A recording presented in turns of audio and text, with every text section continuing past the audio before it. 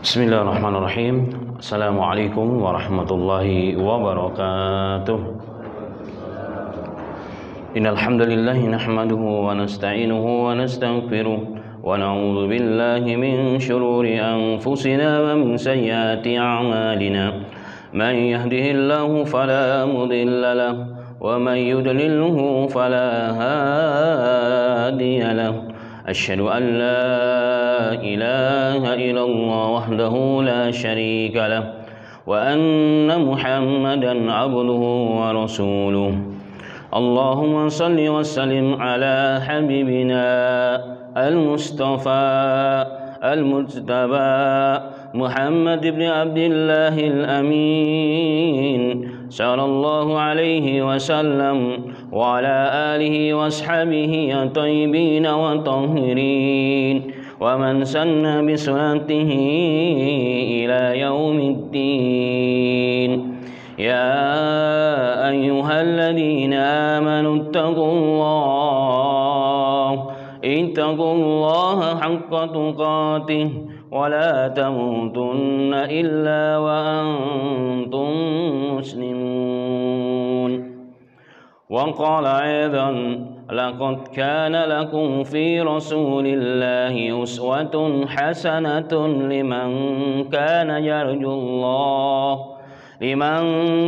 يرجو الله واليوم الآخر وذكر الله كثيرا. أما بعد. Alhamdulillah, summa alhamdulillah, bersyukur kepada Allah Subhanahu wa taala di pagi yang berbahagia ini di penghujung bulan Sya'ban yang beberapa hari ke depan insyaallah 1-2 hari mungkin kita akan sama-sama memasuki bulan suci Ramadan. Semoga Allah jadikan kita orang-orang yang sehat jasmani rohani sehingga dapat menyambut dan menjalankan bulan suci Ramadan ke depan dengan sebaik-baiknya. Dan Allah berikan taufik kepada kita menjadikan bulan suci Ramadan tahun ini menjadi bulan suci terbaik dalam sejarah kehidupan kita masing-masing. Amin, amin ya rabbal alamin. Salawat dan salam teriring kepada Nabi kita Muhammad sallallahu alaihi wasallam, kepada ahli keluarganya, sahabat-sahabatnya, dan seluruh orang-orang memperjuangkan agama dan sunnahnya hingga akhir masa. Allahumma ja'alna minhum ya rabbal alamin. Jemaah sekalian rahimani wa rahimakumullah, bahasan kita di pagi yang berbahagia ini kelanjutan dari Fiqhus Sirah Nabawiyah sallallahu alaihi wasallam, bagian Baiat Ahlul Madinah yang pertama. Sebagaimana telah disampaikan pada pertemuan sebelumnya, tahun ke-7 sampai tahun ke-10 kenabian Nabi Muhammad dan seluruh orang-orang yang membela Nabi Muhammad dari kalangan kaum muslimin dan kabilah-kabilah keluarga besar Rasulullah sallallahu alaihi wasallam dibaikat, diblokade, sehingga banyak anak-anak yang tidak makan kelaparan, orang-orang yang sedang menyusui tidak bisa mengeluarkan susunya karena tidak ada makanan, banyak orang kelaparan dan seterusnya. Setelah itu, setelah mereka keluar dari pembaikotan blokade yang luar biasa 3 tahun tersebut, blokade yang sangat zalim sebagaimana kita melihat, syukran barakallahu fikum, di antara sedikit kisah dari blokade tersebut yang terjadi pada saudara kita di Gaza. Kemudian setelah itu Nabi Muhammad SAW diuji dengan ujian berikutnya, yaitu dengan wafatnya pamannya Abu Thalib yang selama ini membela dan menjaga Rasul sallallahu alaihi wasallam, bahkan senang jika Nabi Muhammad senang, marah jika Nabi Muhammad marah. Tidak lama kemudian, bahkan beberapa riwayat 3 hari setelahnya, Nabi Muhammad diuji dengan wafatnya istrinya yang pertama, Khadijah radhiyallahu anha, di mana dialah wanita pertama di muka bumi ini yang membela Nabi Muhammad saat orang tidak mau membelanya, mengorbankan jiwa raganya dan hartanya saat orang bakhil dengan Nabi Muhammad sallallahu alaihi wasallam. Tentunya dari 2 kejadian ini ada hikmah dan pelajaran yang belum penting sebagaimana telah kita bahas pada pertemuan sebelumnya. Kemudian jemaah sekalian rahimani wa rahimakumullah, setelah itu Nabi Muhammad tidak berhenti. Nabi Muhammad tidak berhenti berdakwah dengan hilangnya orang-orang yang membela orang-orang yang dekat dengan Nabi Muhammad sallallahu alaihi wasallam, walaupun tentunya orang-orang Quraisy semakin dahsyat leluasa untuk menjegal Nabi Muhammad, untuk menyiksa Nabi Muhammad dan seluruh kaum orang-orang yang beriman kepada Allah Subhanahu wa taala. Tapi Nabi Muhammad terus berdakwah dan berdakwah sehingga pada tahun ke-11 Hijriah di musim haji Nabi Muhammad datang dari kabilah satu ke kabilah yang lain, dari orang satu ke orang yang lain. Ternyata selama bertahun-tahun tidak seorang pun yang mau menerima Islam. Walaupun sisi lain, walaupun tidak menerima Islam, minimal cerita dan kabar dan berita tentang Islam, tentang diutusnya Nabi Muhammad telah tersebar ke seantero Arab saat itu. Sehingga dengan hidayah Allah Ta'ala pada tahun ke-11 Hijriah ada 6 orang dari orang-orang Ansor yang masuk Islam. Tanpa disengaja, tanpa diduga, ternyata para pemuda tersebut termasuk tokoh-tokoh dari 2 kabilah besar yang ada di Madinah, atau saat itu namanya masih Yathrib, dari kabilah Aus dan juga Khadraj. Kemudian jemaah sekalian rahimani wa rahimakumullah, dari sinilah kita mulai. Dan pada tahun berikutnya atau setelah itu Nabi Muhammad di Isra Mi'rajkan dengan hikmah yang kemarin sudah kita bahas. Dan tahun masuk ke 12 kenabian, 11 ataupun ke 12 kenabian Nabi Muhammad sallallahu alaihi wasallam, di musim haji yang sama Nabi Muhammad tetap berdakwah dari kabilah satu ke kabilah yang lain, dari khemah satu khemah yang lain, di seluruh manasik atau di Masyaril Haram yang tempat-tempat digunakan untuk menunaikan ibadah haji di zaman itu. Walaupun haji tersebut dikatakan dengan haji jahiliyah, karena aturannya berbeda dengan aturan yang kemudian dibawa oleh Nabi kita Muhammad sallallahu alaihi wasallam. Di tempat yang sama, ternyata orang-orang Madinah yang 6 orang tersebut selama 1 tahun mereka mendapatkan hidayah dari Allah melalui tangan Nabi Muhammad sallallahu alaihi wasallam, pulang ke Madinah tidak tinggal diam. Para pemuda ini, para tokoh, mereka bergerak dan berharap kepada Allah. Ada pertemuan yang sebelumnya telah dibahas bahwa kita berharap, jadi cerita tentang Nabi Muhammad diutus itu ternyata mereka pun sudah mendapatkan ilmunya. Dari siapa? Dari tokoh-tokoh kaum Yahudi. Karena kaum Yahudi selalu yaftahuna 'alal ladina amanu. Orang-orang Yahudi selalu mereka mengatakan, tunggu saja hai orang-orang Arab, wahai orang-orang Madinah, nanti kalau Nabi yang kami tunggu sudah datang, kita akan habisi semuanya. Falamma ja'ahum kafaru bihi. Tapi ketika Rasulullah datang, ternyata apa yang terjadi? Mereka kafir dengan Nabi Muhammad sallallahu alaihi wasallam. Baik, ala kulli hal. Pada tahun ke-12 kenabian Nabi Muhammad sallallahu alaihi wasallam, selama 1 tahun dimanfaatkan oleh pemuda-pemuda dari Yathrib atau Madinah, dan mereka berdakwah kemudian mampu membawa tokoh-tokoh berikutnya pada tahun ke-12 kenabian pada musim haji, yakni 12 para tokoh dari Al-Madinah, dan mereka beriman dan berbaiat kepada Rasulullah sallallahu alaihi wasallam. Tepatnya pada bulan Juli 621 Masehi atau tahun ke bulan haji, yakni tahun ke-12 kenabian Nabi Muhammad sallallahu alaihi wasallam. Nah, di antara para tokoh-tokoh pemuda tersebut yang berbaiat dengan Nabi Muhammad sallallahu alaihi wasallam, 6 orang yang sebelumnya sudah hadir, ditambah lagi tokoh dari kalangan orang-orang Madinah, Mu'ad bin Haris, Dikwan bin Abdul Qais, Ubadah bin Samit, Yazid bin Tha'labah, Al-Abbas bin Ubadah bin Nadlah, Abu Haytham bin Taihan, Waim Sa'ad dan lain sebagainya. Ini mereka orang-orang yang kemudian berbaiat dengan Nabi Muhammad sallallahu alaihi wasallam. Bahkan dalam riwayat Bukhari, riwayat sahih dari Ubadah bin Samit, pelaku baiat dengan Rasul sallallahu alaihi wasallam, pelaku baiat Ahlul Madinah dengan Nabi Muhammad di musim haji, diriwayatkan bahwa Abdullah bin Ubadah bin Samit mengatakan bahwa Rasul sallallahu alaihi wasallam mengatakan kepada kami, "Ta'alu bay'uni ala alla tusyriku billahi syai'a wa la tusriku wa la tazni wa la taznu wa la taqtulu auladakum wa la ta'kulu buhtan wa la ta'tu buhtan taftarinahu min aydikum wa arjulikum wa la ta'tasuni min ma'ruf faman wufiya minkum fa ajruhu 'ala Allah wa man asaba dhalika syai'an fa uqiba bihi fid dunya fahuwa lahu kafarah wa man asaba min dalika syai'an fasatarahu Allah fa amruhu ila Allah in syaa'a aqabahu wa in syaa'a 'afa anhu qala fa bayatuhu wa fi nuskhatin bayanahu ala dalika. Imam Bukhari meriwayatkan ketika Nabi Muhammad meminta untuk orang-orang yang 12 para tokoh ini berbaiat dengan Rasulullah, Rasulullah mengatakan, "Kemari wahai para pemuda, berbaiatlah dengan aku atas nama Allah untuk tidak mensyirikkan Allah dengan apapun, untuk tidak mencuri, untuk tidak berzina, tidak membunuh anak-anak kalian, tidak melakukan kedustaan, di antara tangan dan kedua kaki kalian, dan barang siapa yang menunaikan semua apa yang kalian baiatkan tadi itu, maka pahalanya Allah yang mengganjarnya. Dan barang siapa yang khilaf atau ingkar, tidak menepati janjinya, maka azabnya atau hukumannya di dunia ini dari Allah Subhanahu wa taala, atau Allah mengampuni jika Allah berkehendak. Kemudian Ubadah bin Samit mengatakan, fabayatuhu, kami berbaiat dengannya. Dalam riwayat, kami berbaiat dengan hal tersebut kepada Nabi Muhammad sallallahu alaihi wasallam. Inilah isi dari baiat Ahlul Madinah yang pertama dengan 12 para tokoh. Kemudian setelah itu jamaah sekalian rahimani wa rahimakumullah, ketika mereka pulang haji, maka dibawahi bekal bersama mereka seorang tokoh dari kalangan sahabat Ahlul Quran, seorang ulama dari kalangan sahabat yang bernama Mus'ab bin Umair al-Abdari. Mus'ab bin Umair al-Abdari radhiyallahu anhu, dikatakan dalam sejarah sirah nabawiyah, inilah duta pertama utusan Nabi Muhammad sallallahu alaihi wasallam ke orang Madinah. Jadi mereka pulang membawa seorang dai, seorang muallim, seorang guru, kurang lebih berdakwah selama 1 tahun di Madinah.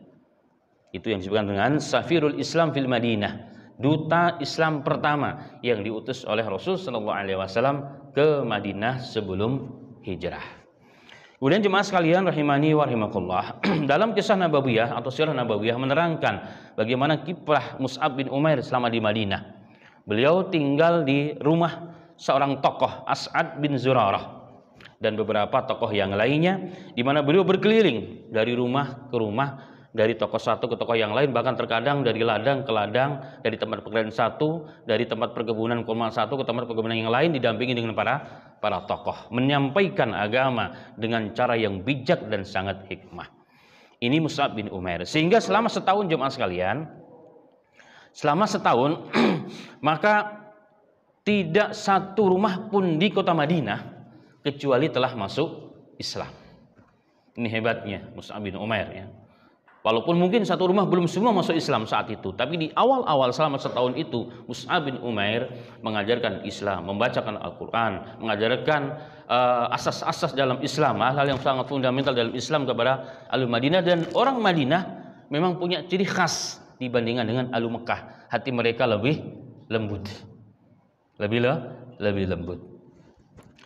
Ditambah lagi memang suasana di Madinah, suasana yang berbeda dengan Ahlul Mekah, di mana mereka selama berpuluh-puluh tahun mereka perang saudara antara suku Khazraj dan Aus.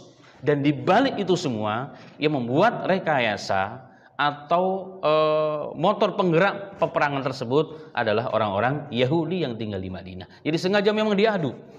Nanti akan dibahas pada pertemuan bab berikutnya. Intinya bahwa Ahlul Madinah, peperangan mereka andil utama adalah orang-orang Yahudi mengadu orang-orang Ahlul Madinah. Untuk apa?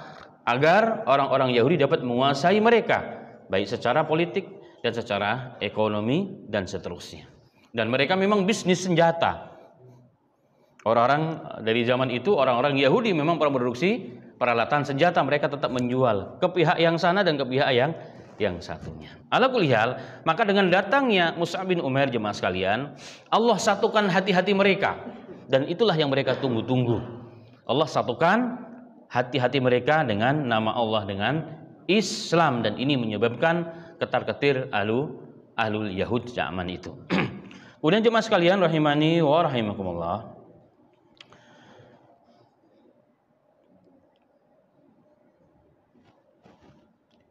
pada haji berikutnya, jadi pada tahun ke-13 Hijri, pada tahun ke-13 kenabian Nabi Muhammad sallallahu alaihi wasallam, kemudian Mus'ab bin Umair al-Abdari dan juga para tokoh yang lain membawa 70 lebih orang. Ya, 70 lebih orang tokoh yang siap untuk berbaiat kepada Nabi Muhammad sallallahu alaihi wasallam, dan ini disebut dengan baiat Aqabah atau baiat Al-Madinah yang kedua, yang insyaallah akan kita bahas pada pertemuan berikutnya. Jemaah sekalian rahimani wa rahimakumullah, ada satu kisah bagaimana dakwahnya Mus'ab bin Umair Al-Abdari dengan ahli Madinah. Dalam satu riwayat bahwa Mus'ab bin Umair Al-Abdari, beliau tinggal di rumah kediaman As'ad bin Zurarah, seorang tokoh pemuda yang sangat disegani di Ahlul Mekah. Dan dari semenjak beliau menginjakkan kakinya di Madinah, maka beliau disebut dengan mukri, artinya pembaca Al-Quran atau pengajar Al-Quran kepada Ahlul Madinah. Apa yang dilakukan oleh Mus'ab bin Umair, beliau meminta As'ad bin Zurarah untuk menemani beliau mendatangi orang-orang terdekat dengan As'ad bin Zurarah atau tokoh-tokoh di Madinah, mendatangi. Nah, satu kejadian, keduanya mendatangi seorang tokoh keluarga besar dari Bani Abdul Ashhal dan Daru Bani Dhafar, di mana Mus'ab bin Umair dan As'ad bin Zurarah masuk ke wilayah kekuasaannya. Kemudian As'ad bin Zurarah memanggil kedua tokoh tersebut. Tetapi sebelum datang dibisikkan, wahai Mus'ab, ini adalah tokoh di kaumnya. Jika dia masuk Islam, insya Allah dipastikan seluruh kaumnya pun masuk Islam. Maka datanglah. Dikatakan, kenapa kamu datang kemari ya Mus'ab? Mau ngapain kamu? Kami tidak perlu kamu, jangan kau rusak kami di sini. Katakan, oh tunggu dulu, isma'u, dengarkan dulu baik-baik. Kalau kamu mengetahui apa yang kau sampaikan itu benar, tidak ada salahnya kau terima. Tapi jika apa yang kau sampaikan salah, kau orang yang pintar, kau orang bijak, kau tokoh, tutup telinga, tinggalkan, jangan kau ambil. Kau orang yang bijak. Maka tokoh tersebut mengatakan, benar juga perkataanmu ya Mus'ab. Maka duduk, mulailah dibacakan Al-Quran. Tidak banyak cerita, dibacakan Al-Quran dan mereka paham betul bahasa Arab dan mereka mengerti betul apa yang disampaikan oleh Allah Subhanahu wa taala. Maka tidak lama, tidak perlu makan waktu yang lama. Asyhadu an la ilaha illallah wa asyhadu anna Muhammadan abduhu wa rasuluh. Kemudian balik ke kampungnya, balik ke kaumnya, semua dikatakan kalian wajib mengikuti aku. Kalau tidak, silahkan kalian keluar dari wilayah sini. Mau tidak mau mereka semua masuk ke dalam Islam. Nah, inilah salah satu keunikan ya sistem qabilah-qabilah yang hari ini mirip seperti di beberapa wilayah di Indonesia. Kalau tokohnya sudah masuk Islam, semua akan masuk Islam. Dan ini terjadi bagi Ahlul Madinah. Sehingga jemaah sekalian, hanya selama 1 tahun kurang, karena beliau datang setelah haji. Jadi di musim bulan Muharram, kemudian sebelum musim haji, beliau Mus'ab bin Umair dan beberapa sahabat 72 lebih pergi ke Madinah, tentunya dengan orang Ansor yang lain yang mereka belum tahu. Mereka pergi ke Mekah untuk melakukan haji. Jadi kurang lebih 1 tahun kurang berdakwah, tetapi dikatakan tidak ada satu rumah pun di Madinah saat itu kecuali ada orang yang telah beriman kepada Allah Subhanahu wa taala. Dari kisah ini jemaah sekalian, maka para ulama sirah memberikan catatan penting atau pelajaran ataupun ibrah. Yang pertama adalah bahwa sebelum mereka bertemu langsung dengan Nabi kita Muhammad SAW, beritanya tentang Nabi Muhammad telah terdengar di telinga mereka. Dari siapa? Dari orang-orang Yahudi. Walaupun dengan cara yang berbeda mereka. Sehingga mereka ketika melihat dan mengetahui ciri apa yang pernah didengar ada pada Nabi Muhammad SAW mengatakan, kalau begitu ini orang yang diceritakan oleh orang-orang ahlu kitab, maka kita dahului, jangan sampai orang Yahudi yang mengambil duluan sebelum kita. Dan berharap kepada Allah Ta'ala, semoga dengan Nabi ini kita disatukan oleh Allah Subhanahu wa Ta'ala. Dan ini menunjukkan jemaah sekalian pentingnya pengetahuan tentang ilmu, tentang ma'rifah agama, tentang Nabi kita Muhammad SAW, pengenalan Islam kepada mereka walaupun belum bertemu, bahkan walaupun belum masuk Islam. Ini penting, ilmu ini penting. Sehingga ketika berjumpa sudah connect. Oh, ini dia maksudnya nih kemarin. Jadi sudah nyambung, tidak dari awal lagi. Ini penting, dan ini pentingnya syiar.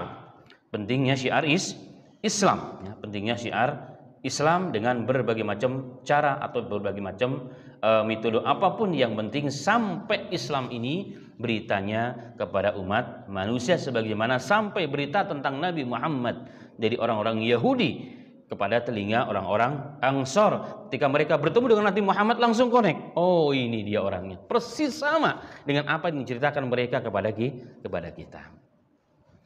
Maka informasi ini jemaah sekalian boleh dikatakan sebagai muqaddimah syiar. Di informasi tersebut tentang Nabi Muhammad, tentang Islam, dianggap sebagai muqaddimah syiar fil Islam, syiar dalam Islam, atau hari ini mungkin bisa dikatakan sebagai buzzer. Efek dari buzzer. Niatnya lain bagi Yahudi, tapi Allah berikan manfaat yang lain bagi orang-orang Ansor. Iklan gratis. Ini iklan gratis dari Allah Ta'ala melalui lisan orang-orang atau tokoh-tokoh kaum Yahudi. Dan ini penting jemaah sekalian. Iklan ini, ya, buzzer ini memang penting dalam dakwah. Karena sesuatu yang tidak benar, kalau lagi dan lagi, terus-menerus disiarkan, dikumandangkan, yang tidak benar berubah menjadi benar. Walaupun kadang-kadang nggak masuk akal.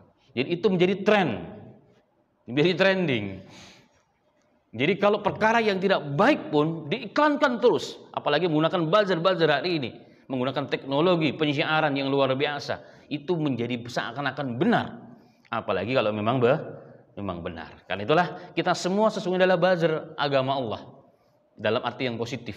Setiap kita pada hari ini, maka kita manfaatkan kesempatan ini jemaah sekalian. Kita tidak pernah tahu dengan lisan siapa, dengan tulisan siapa, dengan kata-kata yang mana orang tersentuh dan orang mendapatkan hidayah Allah Subhanahu wa taala. Al-Imam Ibnu Qayyim beliau mengatakan, man a'ana Allah bi syatril kalimati ujira alihi bi ajrin azimin. Barang siapa yang membantu agama Allah walaupun hanya dengan satu kalimat saja, maka Allah akan berikan pahala yang begitu besar kepada orang tersebut. Dan hari ini jemaah sekalian, setiap kita punya kemampuan itu. Setiap kita punya kemampuan tersebut, ya kan? Kita gunakan jari jemari kita, handphone itu bisa menjadi hal membawa yang kebaikan ataupun membawa keburukan. Dan ini penting bagi kita semuanya.